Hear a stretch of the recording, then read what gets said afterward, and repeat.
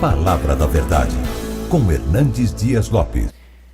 Neemias capítulo 1, versos de 1 a 4. Se você está com a Bíblia aberta e tem a mesma versão que a minha, versão atualizada, por favor, leia comigo, a uma só voz. Vamos juntos?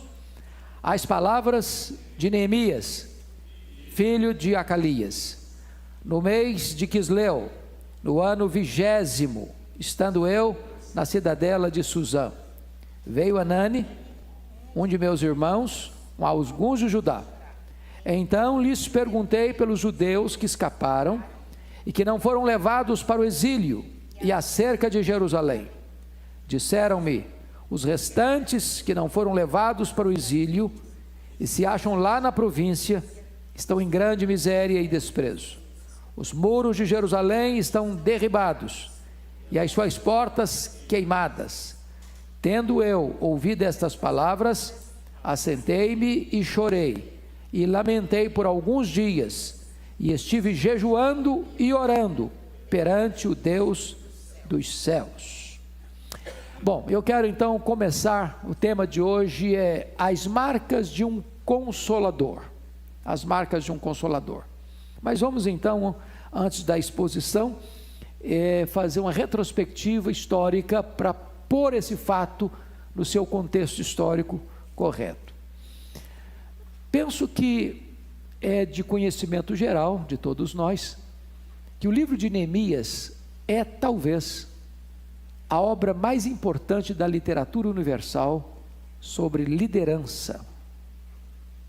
É um dos mais robustos tratados de liderança de toda a literatura. Os princípios de liderança que este livro contém servem para a família, para a empresa, para as escolas, para as instituições públicas e para uma nação.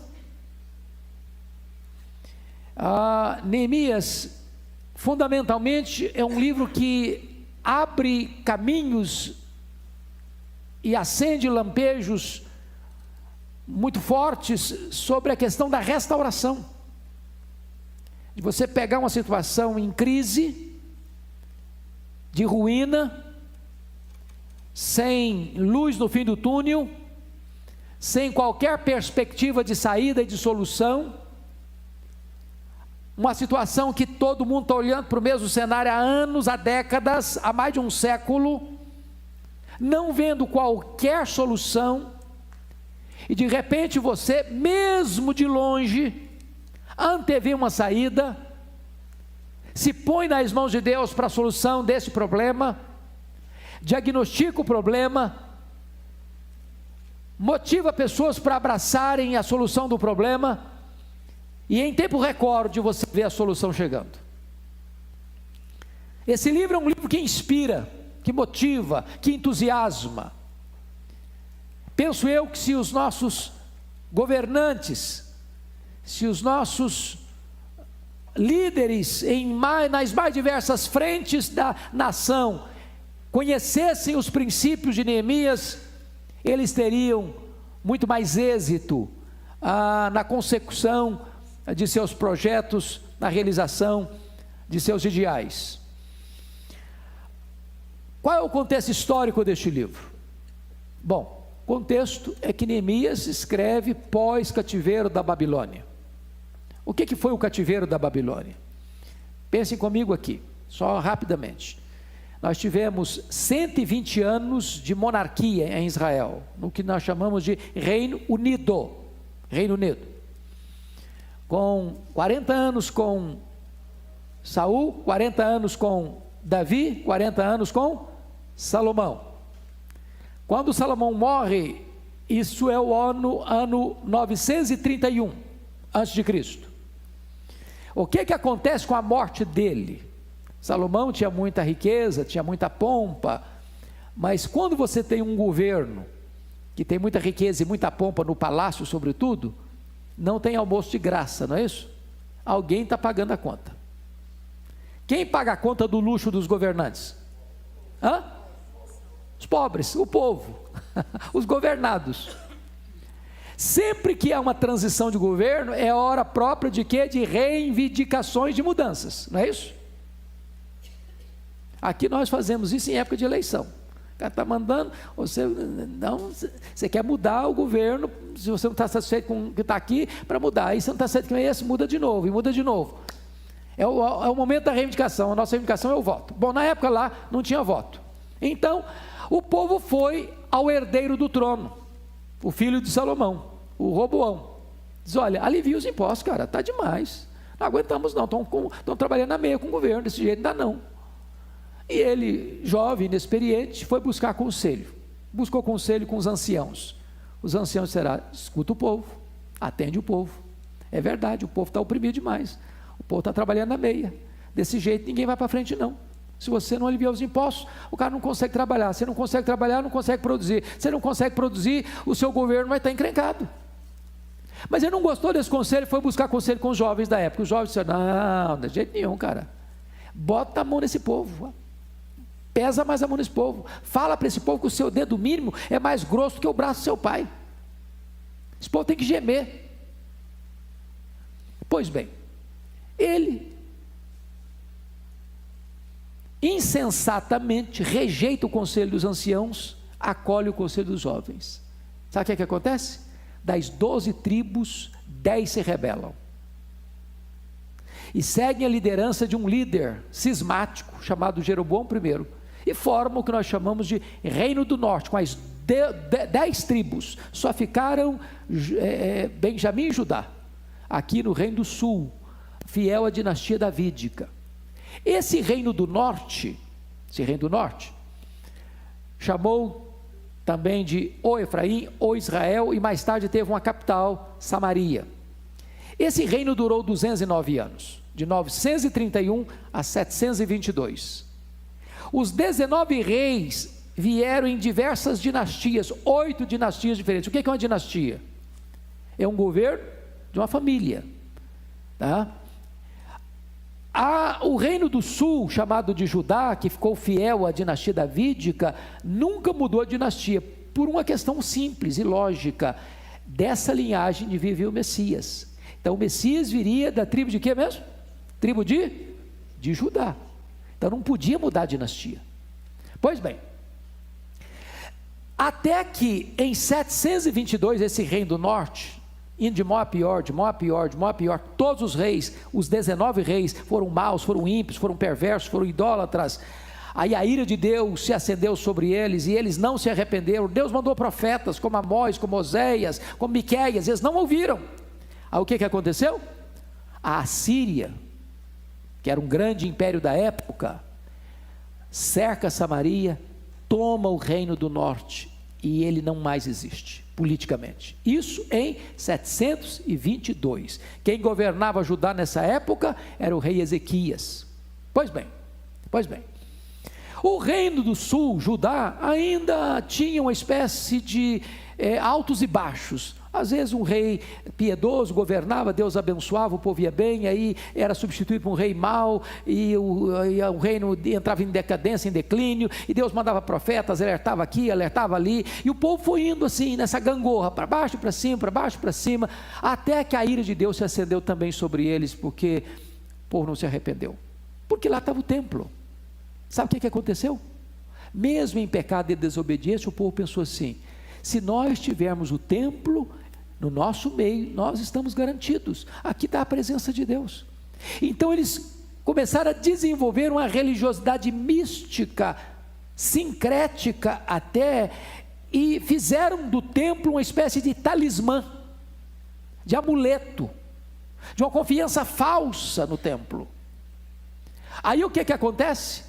A Babilônia prevalece sobre o Império Assírio, passa a ser a senhora e dona do mundo, e em 606, Nabucodonosor cerca Jerusalém pela primeira vez. Não toma a cidade, mas leva os nobres para lá. Naquela leva foi levado Daniel e seus amigos.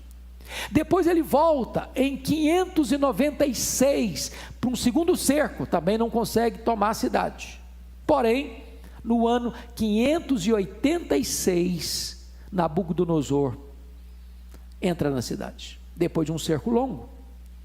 Ele invade a cidade, ele destrói o templo de Salomão, ele leva o restante do povo para o cativeiro, deixando uma cidade arruinada, cheia de escombros, de pedras reviradas, e leva esse povo para o cativeiro. O profeta Jeremias, que profetizou antes e durante o período do cativeiro, profetizou que o cativeiro duraria quantos anos? Quantos anos? 70 anos. Então, se eles foram levados em 586, quando terminaria esse cativeiro? 516. Muito bem. 516. A cidade ficou destruída, Jerusalém. Os que foram levados para lá, é só ler o Salmo 137, no começo, sabe o que eles fizeram? Eles se assentavam às margens dos rios da Babilônia, penduravam as suas harpas nos salgueiros e só choravam, lembrando Sião. Quando eles pensavam em olhar para frente, eles gritavam: feliz é aquele, ó Babilônia, que esmagar a cabeça de seus filhos numa pedra. Em outras palavras, eles queriam vingança, eles queriam holocausto, e eles queriam mais, eles queriam que os filhos daqueles que fizessem isso com eles fossem massacrados. Mas com o tempo, sabe o que aconteceu? Eles se acostumaram com a Babilônia, eles começaram a se aculturar à Babilônia, eles começaram a gostar da Babilônia, eles começaram a pensar como os babilônios, e eles acabaram, a maioria deles, ficando por lá. Aí você sabe de uma coisa, nesse meio desses 70 anos, o que aconteceu com a Babilônia? A Babilônia caiu. Como é que caiu? Lembra do Nabucodonosor? Que era o grande rei, era um super monarca, era um poderoso monarca, muito cheio de soberba, e Deus fez o cara comer capim, para ele se arrepender, e ele só se arrependeu depois que foi humilhado, andou de 4 no meio do pasto, as unhas viraram casco, seu corpo virou couro, com pelo, recebendo o orvalho do céu, e ali ele se quebranta e Deus o perdoa. Mas o sucessor dele, o Belsazar, não emendou seus caminhos, e você conhece essa história que está lá escrita no capítulo 5 de Daniel. Esse rei Belsazar dá uma festa, com seus convidados especiais, e de repente a festa, com suas bebidas, com suas danças, com as suas diversões, ele quer apimentar um pouco mais essa festa, e lembra dos vasos do templo de Jerusalém, que tinham sido saqueados, e ele diz: traz lá os vasos, vamos beber nesses vasos, zombando de Deus e da fé dos judeus. E é nesse momento que aparece uma mão escrevendo na parede: Mene, Mene, Tekel, Farsim. E essa escrita era misteriosa, e ele não conseguiu decifrar, os magos da Babilônia não conseguiram decifrar. Aí Daniel é levado àquela sala e decifra isso: pesado foste na balança, contado foi o teu reino, serás entregue nas mãos dos inimigos, e tu mesmo morrerás esta noite. E naquela noite, enquanto o povo estava bebendo nessa festa, o rei e os seus convidados nobres, um comandante de um outro império que estava se fortalecendo, o Império Medo-Persa, Dario, estava desviando o curso do rio Tigre, e estava fazendo crateras nos muros inexpugnáveis da Babilônia, e entrando com o seu exército lá dentro da cidade, para tomar a cidade. Naquela noite, Babilônia caiu nas mãos do Império Medo-Persa.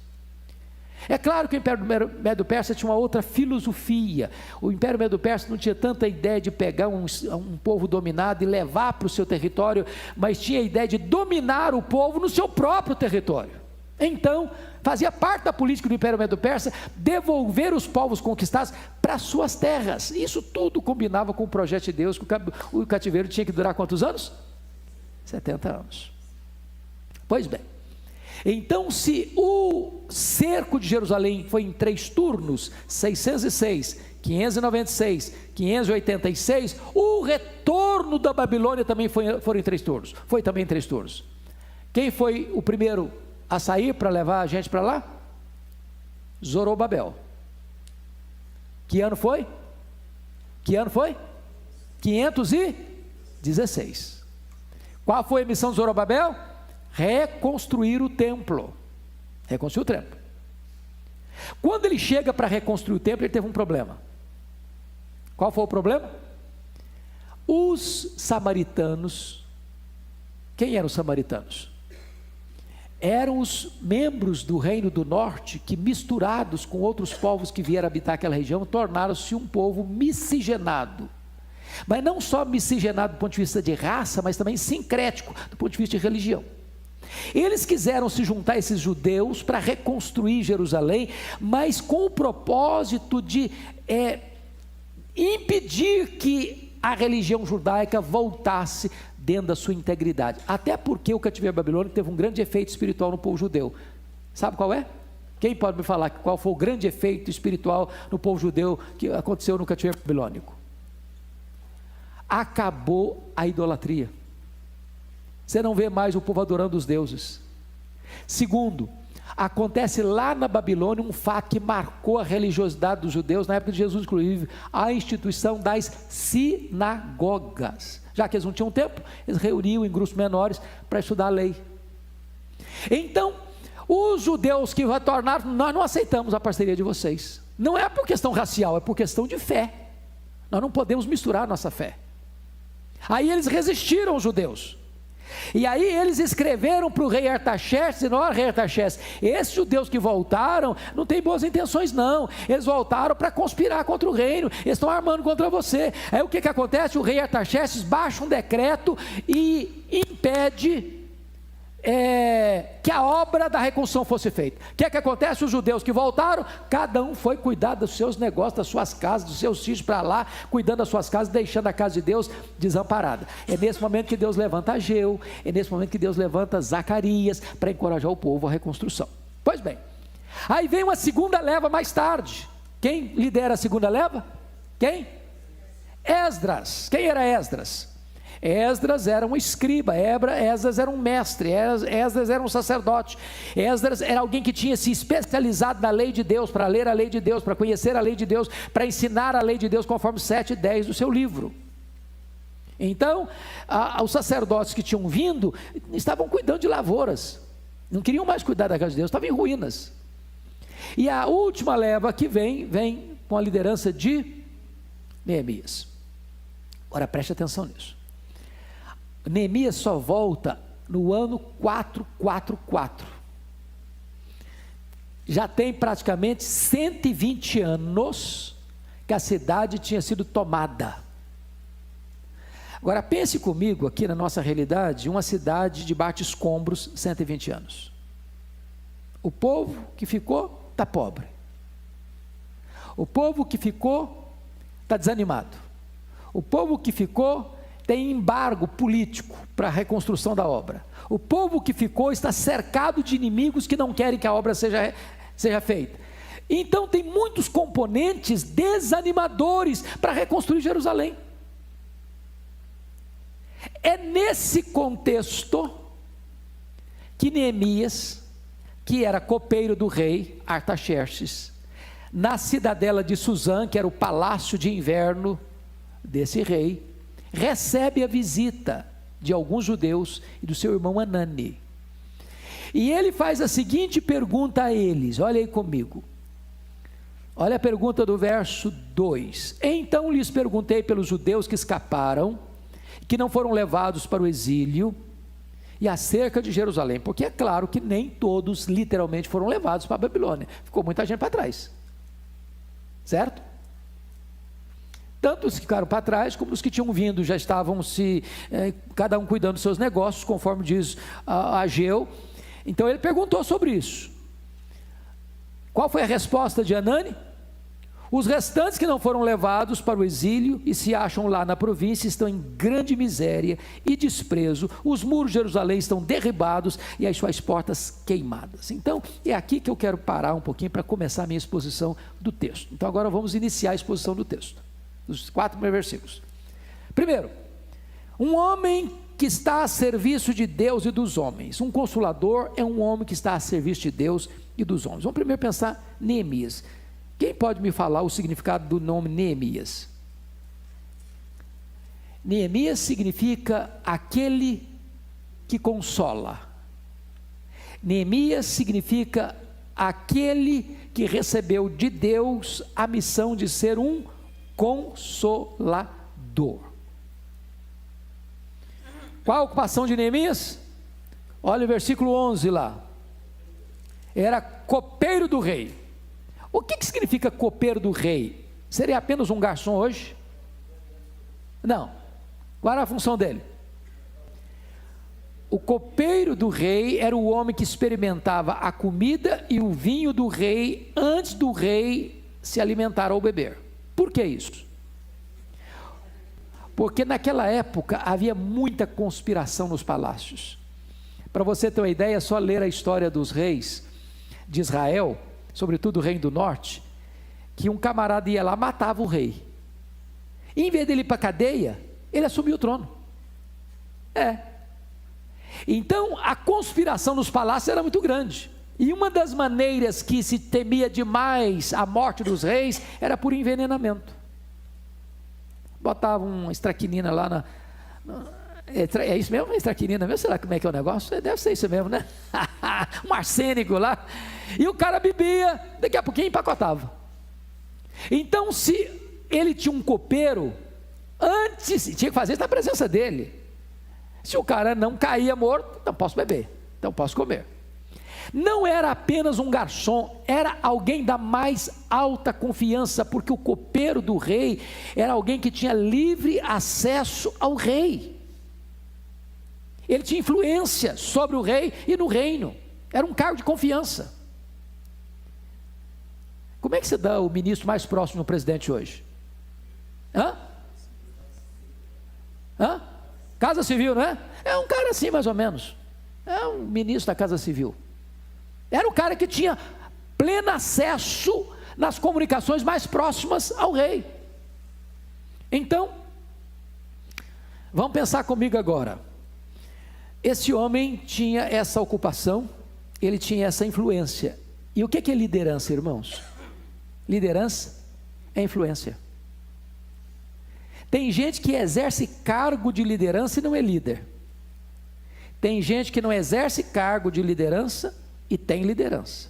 Por quê? Porque liderança é sobretudo influência. E Neemias tinha influência. Mas esse homem tinha mais, ele tinha empatia. O versículo 4 diz que quando ele recebe essas informações, ele se assenta, ele chora, ele lamenta por alguns dias, ele jejua e ele ora. A grande pergunta é: até que ponto os dramas do povo mexem conosco?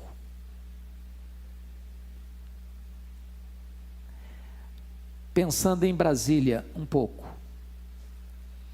até que ponto aqueles que governam a nossa nação sentem na pele os dramas do povo brasileiro, sobretudo os mais pobres,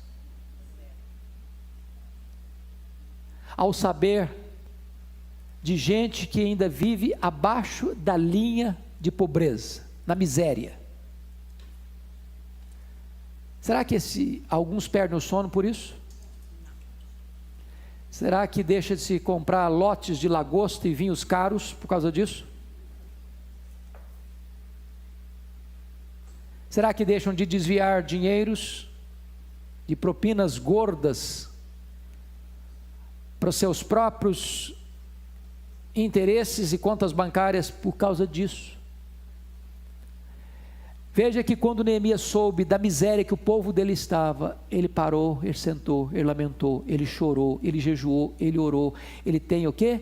Sensibilidade, compaixão. Isso é um líder. Isso é um líder.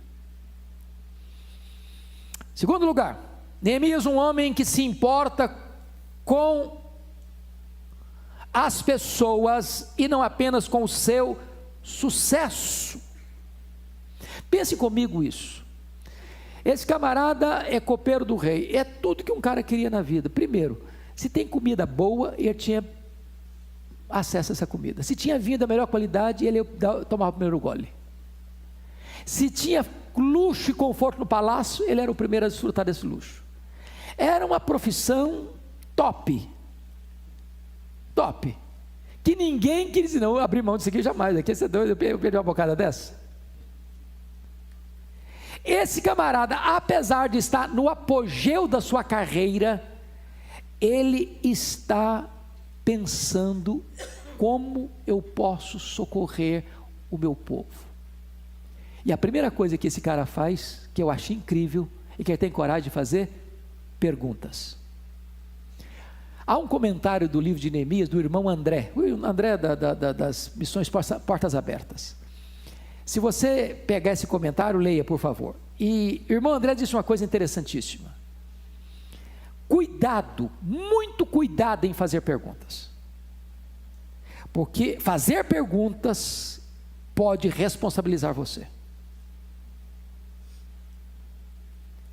Nós, na cultura brasileira, temos o hábito de empacotar e botar na fileira do bom dia, boa tarde, boa noite, uma outra pergunta.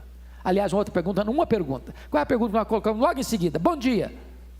Tudo bem? Mas esse tudo bem é pro forma. Porque se a pessoa falar, não está bem não, bom, mas também não quero escutar não, eu perguntei só para perguntar, você se vira aí. Eu não tenho tempo, não tenho disposição, não tenho interesse, eu não tenho recurso para ajudar, eu não estou nada afim de saber dos seus dramas não, fica com eles para lá. Então, se você não quer se envolver, não faça perguntas. Porque fazer perguntas pode envolver você. Alguém pergunta assim, fulano, como é que você descobriu a sua vocação? Leia a história dos homens, das mulheres que influenciaram o mundo, e você vai descobrir uma coisa. Alguém pode descobrir a sua vocação por um chamado místico de Deus. É aquele negócio que você sente, e é tão forte, e você não pode negar isso. É aquilo que Paulo sentiu. Eu não fui desobediente à visão celestial. Pronto, ele recebeu um chamado, e pronto, e ele não pode deixar de fazer o que Deus mandou fazer. Agora você vai encontrar outras pessoas que receberam o seguinte chamado: eles viram uma necessidade, fizeram perguntas, foram informados de uma necessidade, e o conhecimento daquela necessidade foi a grande alavanca da sua vocação.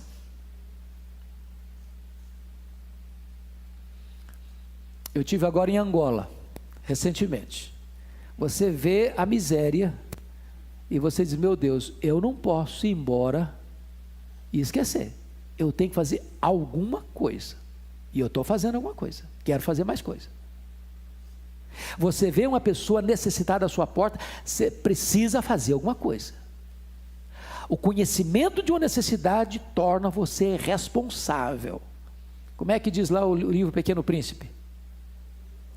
Tu te tornas eternamente responsável por aquilo que cativas. Então, parafraseando o Pequeno Príncipe, você se torna responsável pelas perguntas que você faz, pelas respostas que você recebe, porque se você recebe a informação de que tem uma necessidade, Deus está levantando você para atender aquela necessidade. Foi o que ele sentiu. Então vamos lá, ele fez perguntas. Mas a segunda coisa que esse homem fez, esse homem diagnostica os problemas do seu povo. Vamos ler de novo o versículo 3? Vamos ler todos nós o versículo 3, por favor? Vamos lá? Disseram-me, os restantes que não foram levados para o exílio e se acharam lá na província, estão em grande miséria e desprezo. Os muros de Jerusalém estão derribados e as suas portas queimadas. O que que isso significa? Primeiro, vamos lá. Muros quebrados, trazendo para a realidade hoje, nossa, o que significa? Significa o quê? Falta de segurança. Naquela época, irmãos, a segurança de uma cidade estava no fato dela ter muralhas. E essas muralhas tinham torres. E em cima dessas torres tinham sentinelas. E quando porventura viesse algum ataque, esse sentinela tocava a trombeta, avisava o povo, todo mundo se armava, se preparava para enfrentar aquele ataque. Se não tinha muralhas, o que significa? A cidade estava o quê? Vulnerável. A cidade estava sem defesa. Agora eu pergunto a vocês, insegurança pública hoje é um problema para brasileiro? Faça uma enquete, você vai ver que talvez um dos maiores problemas do brasileiro hoje é medo de sair de casa. Porque ele sai de casa, é bala perdida, é assalto, é sequestro, é arrombamento, é batedor de carteira. E aí você bota cadeado, aí você bota cerca elétrica, aí você bota alarme, aí você bota cachorro bravo, e você se sente inseguro ainda. Neemias está diagnosticando que o primeiro problema de Jerusalém é que era uma cidade vulnerável, o povo não tinha segurança pública. Segundo lugar, o que significa portas queimadas a fogo? Duas coisas. Para que serve uma porta? Para quê? Para entrar e para sair. Ok, se não tem porta, então não tem critério de entrada e não tem critério de saída. Mas tem mais outra coisa importante. Os juízes, naquela época, julgavam o povo em que lugar? Numa corte bonita? Num prédio de mármore? Não. Os juízes julgavam as causas do povo nas portas da cidade. Em não havendo portas, o que não havia lá? Sistema judiciário para proteger o povo. Não havia um sistema jurídico, legal, capaz de dar ao povo segurança nas demandas que tinham. Você foi roubado? Vou recorrer a quem? Alguém sequestrou? Vou recorrer a quem? Fui prejudicado? Recorrer a quem? Então, quando o poder judiciário não funciona, o povo fica o quê? Exposto à injustiça. Agora eu vou fazer outra pergunta. Vocês acham que esse é um problema ainda hoje?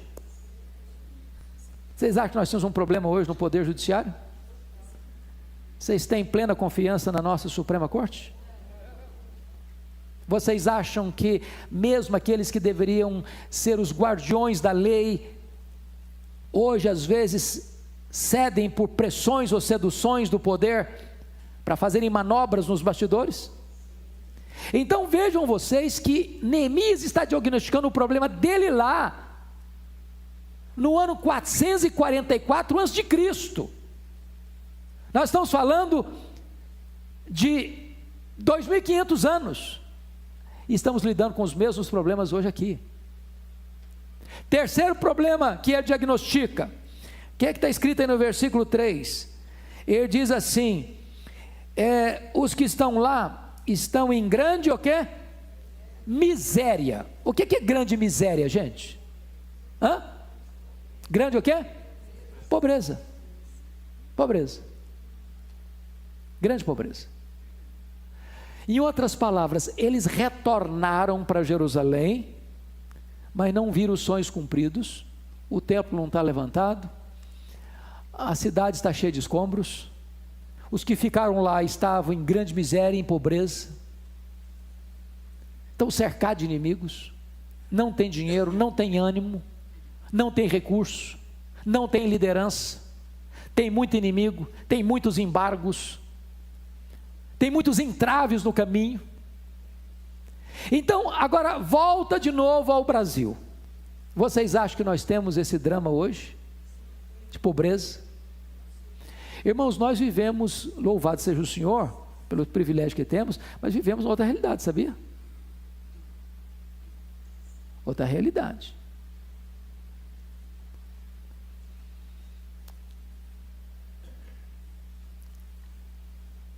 E às vezes a gente pensa que o fato de a gente viver num certo conforto, que está todo mundo assim, tá não, tá não, tá não.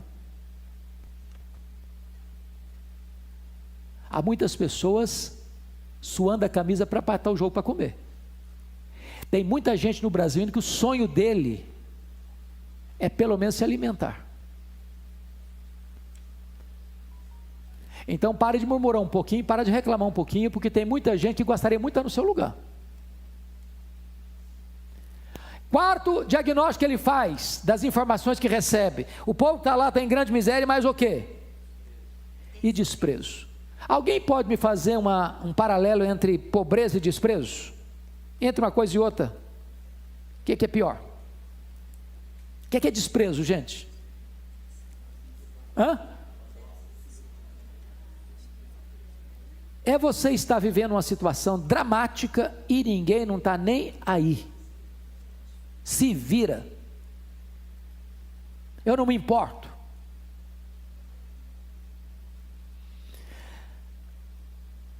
Agora preste atenção que ele fez uma pergunta e ele recebeu uma resposta. E ao receber essa resposta, sabe o que ele sentiu? Deus está me chamando. Deus está me chamando. Você não quer receber chamado de Deus? Ligue o ar-condicionado da sua casa, ligue o Netflix, faça uma bacia de pipoca, pega um guaraná gelado e passe gostosamente uma tarde, uma noite. Você não vai receber chamado nenhum. Sai de casa, dá uma volta na rua, dá uma pulada na favela, vá para os grotões do Brasil. Ao fazer uma viagem, de vez em quando não viaja só para Dubai ou Nova York não, vá para Angola, para Moçambique.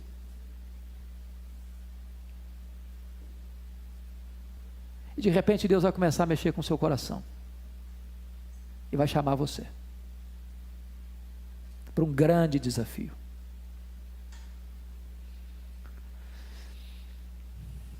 Mas mais do que isso, irmãos, Neemias é um homem que se levanta como resposta de Deus aos problemas do seu povo. Você pode ler o 4 comigo? Vamos lá?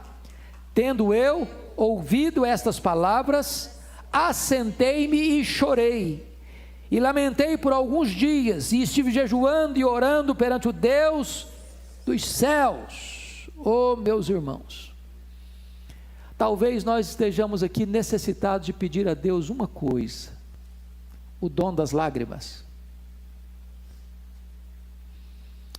Qual foi a última vez que você e eu choramos ao tomar conhecimento de que alguém a 1.500 quilômetros de você está passando a necessidade? O que está fazendo Neemias chorar não é alguém que está morando do lado dele, não. Preste atenção, Neemias muito provavelmente não conhecia Jerusalém. Neemias nasceu no cativeiro. Neemias só conhecia Jerusalém de ouvir falar. E este homem começa a chorar pelo seu povo. Os problemas do seu povo levaram às lágrimas, a um profundo lamento. E essa é uma coisa importante, irmãos. Se um problema não mexer com as suas emoções, com o seu coração, não mexer com as suas entranhas, você não se mexe, você não se move. Não se move. Não se move. Nós estamos blindados demais. Nós estamos áridos demais. Nós estamos com os olhos enxutos demais. Mas temos mais 10 minutos, então vamos lá. Um homem consolador é um homem que busca os recursos do céu e da terra para resolver os problemas do povo. Primeiramente, ele busca os recursos de Deus. De que maneira? De duas maneiras. Primeiro, com jejum e com oração. Você já parou para perguntar por que ele buscou a Deus em jejum? Irmão, jejuar não é uma prática fácil, é? Tem gente que gosta de jejuar, tem hábito de jejuar, e jejua assim, na palavra bem brasileira, com os pés nas costas. Tem outros que têm problemas de saúde, não podem jejuar.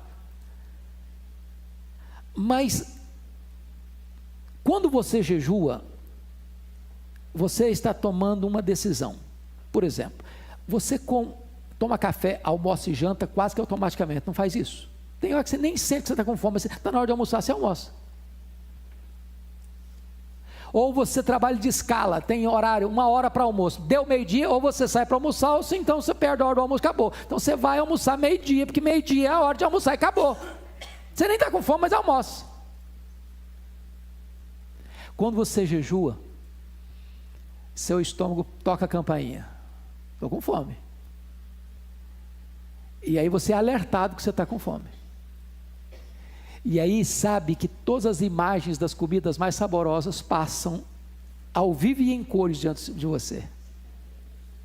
Quando você comeu assim, há 2 anos, vem a sua imagem, puxa vida, aquela picanha, aquele pudim de leite condensado, seu estômago começa a mexer com você. Aí você diz para o seu estômago assim: olha, tem coisa mais importante. Eu estou me abstendo do alimento que é bom para buscar o que é melhor ainda.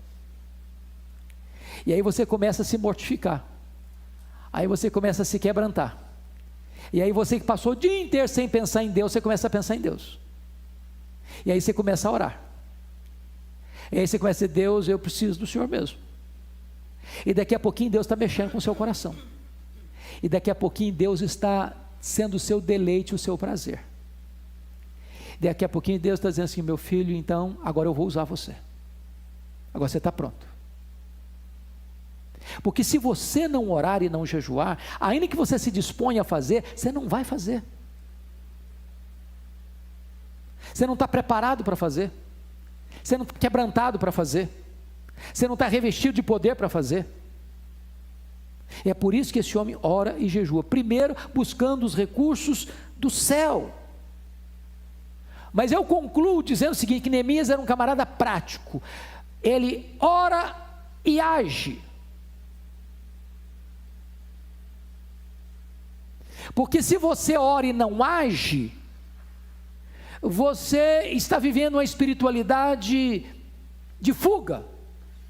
Se você age e não ora, você está sendo arrogante, autossuficiente. E aí olha comigo o versículo 11. Ele chega diante do rei. Mas antes de ir ao rei, ele está na presença do Rei dos Reis.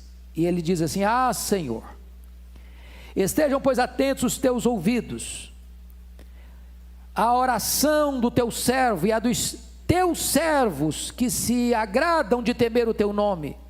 Concede que seja bem sucedido hoje o teu servo e dá-lhe mercê perante este homem. Ele tinha uma causa a apresentar, e ele ora e pede oração por ele.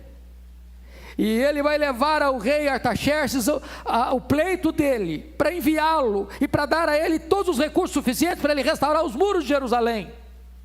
Ele se coloca nas mãos de Deus para isso. Ele pede a Deus estratégia para isso. Ele sabe que a bênção de Deus vem sobre ele, mas ele sabe que as portas práticas para a reconstrução de Jerusalém precisa passar pelo rei Artaxerxes. Então, eu gostaria de concluir a nossa aula hoje, trazendo para nós 3 aplicações práticas.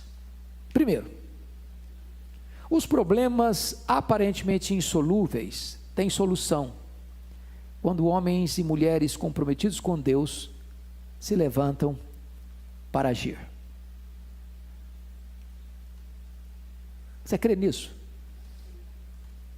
Problemas aparentemente insolúveis têm solução quando homens e mulheres comprometidos com Deus se levantam para agir. Preste atenção que o cenário da cidade de Jerusalém em ruínas tem 120 anos, está lá, pedras sobre pedras, escombro sobre escombro, urtiga crescendo. Ninguém acredita que aquilo possa ser restaurado. É preciso ter visão, é preciso ter paixão, é preciso ter compromisso, é preciso ter ação. E aquilo que ninguém acreditava que ia ser resolvido, um homem diz: vai ser resolvido. Ele vê a solução, ele enxerga a solução, ele se põe nas mãos de Deus para ser a solução. Então essa é a primeira aplicação prática. O que é que hoje você vê na sua vida, na sua casa, na sua família, na sua igreja, na sua cidade, no seu país, que precisa de solução? E você diz: meu Deus, eis-me aqui, eu quero ser parte dessa solução. Segunda aplicação prática: os homens e as mulheres mais eficazes são aqueles de coração quebrantado pela oração e pelo jejum. Preste atenção nisso, os homens mais práticos, que foram mais efetivos e eficazes nos grandes e intrincados problemas políticos, econômicos, sociais, morais de uma nação, espirituais de uma nação, foram homens de coração quebrantado por meio de oração e jejum. Quem dá sabedoria é Deus, quem dá a direção é Deus, quem dá o poder é Deus, quem abre as portas é Deus. Então não tem dessa não, eu sou o cara. Agora tem um grupinho que ora por mim, tadinho, uns coitadinhos que não sabem fazer nada, eles vão lá orar. Eu sei fazer, eu vou fazer, enquanto aqueles que não sabem nada vão orar. Não, nada disso. Nada disso. É você que está na linha de frente, que vai ser o primeiro a dar exemplo. Bota o joelho no chão, se quebranta, se humilha, chora, ora, jejua, pede a Deus, levanta mais gente para orar. É você crer numa coisa, quem faz é Deus, Ele usa a gente, mas quem faz é Ele. Terceiro e último princípio prático. Deus pode levantar você. Se você tiver coragem de fazer perguntas. Se você tiver coragem de sair da sua zona de conforto, Deus pode usar sua vida. O que eu acho maravilhoso é que Neemias vai. Neemias recebe toda a ajuda que pediu ao rei Artaxerxes. E diz a Bíblia, quando ele chega em Jerusalém, ele não falou nada para ninguém. Ele sozinho começou a vistoriar a cidade, andar pela cidade, fazer um diagnóstico do problema. Depois que ele fez um diagnóstico do problema, então estrategicamente ele chamou a liderança. Vão trabalhar, vão fazer, dá para fazer, vão fazer. E quando a liderança está unida e coesa e motivada e olhando na mesma direção, então todo o povo se junta para fazer. E aquilo que tinha 120 anos, que estava debaixo de escombros, Neemias realiza com grande perícia. Com quanto tempo? 52 dias. Deus pode ainda fazer coisas extraordinárias, se você se colocar nas mãos de Deus e se você sair da sua zona de conforto.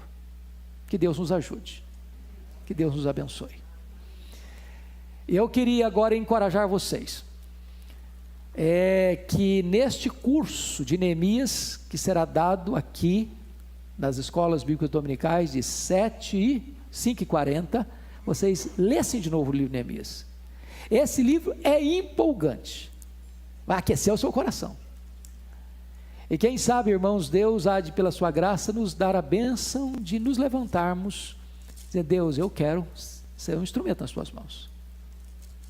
E quem sabe a gente possa ver milagres extraordinários acontecendo aqui na igreja e em outros lugares, como resultado do estudo deste precioso livro.